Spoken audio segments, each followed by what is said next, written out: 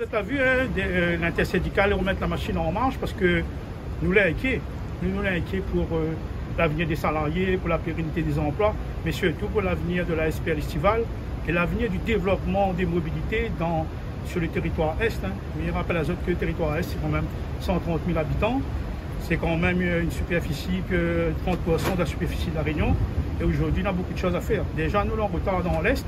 Et aujourd'hui, à la SPL estivale, il y a un gros problème de gouvernance. D'accord. Ce qui trouve normal qu'en l'espace de 6 mois, une directrice et un directeur, ben, ils ne savent pas rester, ils ne savent pas, parce que ben, ils ont les poings et les mains liés.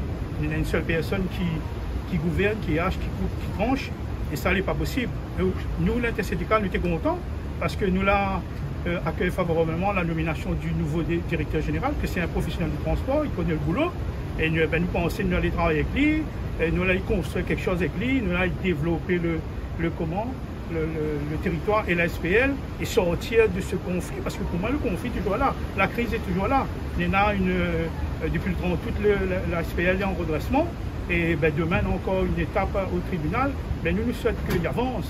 Il faut arrêter de régler les comptes avec l'intersyndicale, arrêter de favoriser certaines personnes que les proches effectivement de la direction.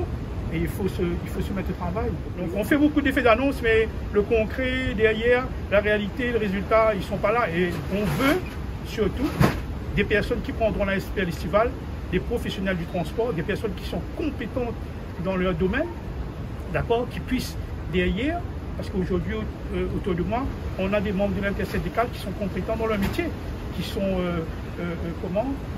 soucieux de l'avenir de la SPL estivale. Pour vous donner un exemple, sur la baisse de salaire qu'on a proposée, sur pratiquement plus de 75 salariés, il n'y a que 5 qui ont refusé. Donc ça prouve bien que les salariés, ils aiment leur entreprise. Donc ils veulent que les activités de la SPL perdurent. Donc nous, c'est ça. Et on n'acceptera pas encore de faire des concessions. Quand ils nomment des gens là on nomme un directeur général, le groupe il a des compétences. D'accord. Là, ça il fait. Maman pas son main, son pied, ça ne va rien mettre là, on comprend. Vous continuez à décider. Vous n'avez pas les compétences en transport, vous n'avez pas quelqu'un dans la compétence. Laissez lui faire, d'accord. Laissez lui faire, mais aujourd'hui, le boug, il y a des personnes, il y a des passe-droits, ben, il n'a pas fait rien, lui, parce qu'un instant, il appelle à lui, il dit, hey, touche pas ça, touche pas ci. Ben, pas comme ça, il fonctionne, c'est pour ça que nous voulons. Nous, la bataille, nous n'avons pas bataille pour ça, nous. Nous, la bataille pour que nous mettions nous travail.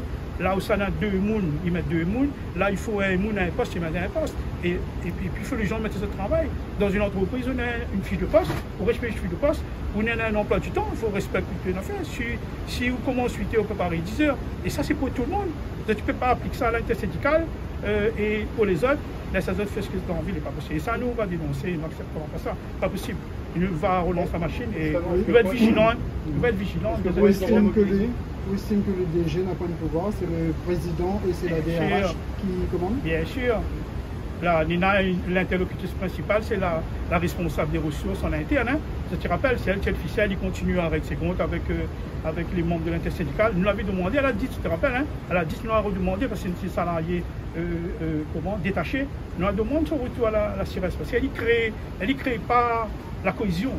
Elle ne crée pas la collaboration, elle ne crée pas tout ça, elle y met la pression, elle y crée le conflit, tout ça. Et ça, nous ne veut pas ça, nous voulons travailler, salariés, ne sortent pas d'un conflit comme ça pour retravailler dans le stress, nous voulons travailler sereinement.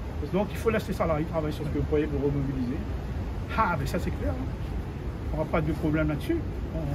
Là, on va suivre de près toutes les annonces qui ont été faites, hein, et on verra. Hein. Donc, d'ailleurs, moi, je ne vous en prends rien. Hein. Ce que vous avez dit dans les journaux ces derniers temps, c'est la réalité. Hein.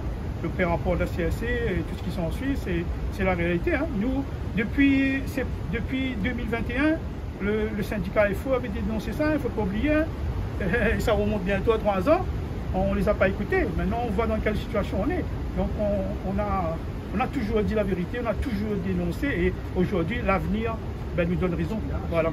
Que fait la justice par rapport à tout ce qui était dénoncé depuis 2021, par rapport au pré-rapport de la Cour des comptes? On se demande bien pourquoi est-ce que ça prend autant de temps. Tout est su, tout est prouvé apparemment, tous les gendarmes ont fait leur travail. qu'est-ce qu'on fait? Parce que pendant ce temps-là, les choses continuent, les mêmes types de gouvernance s'installent. Je veux juste porter à l'attention des administrateurs du conseil d'administration ainsi qu'aux membres de la CIRES, c'est que l'année dernière, la plupart d'entre eux disaient on ne savait pas. Mais maintenant, aujourd'hui, ils savent. Ils savent exactement comment fonctionne la SPL.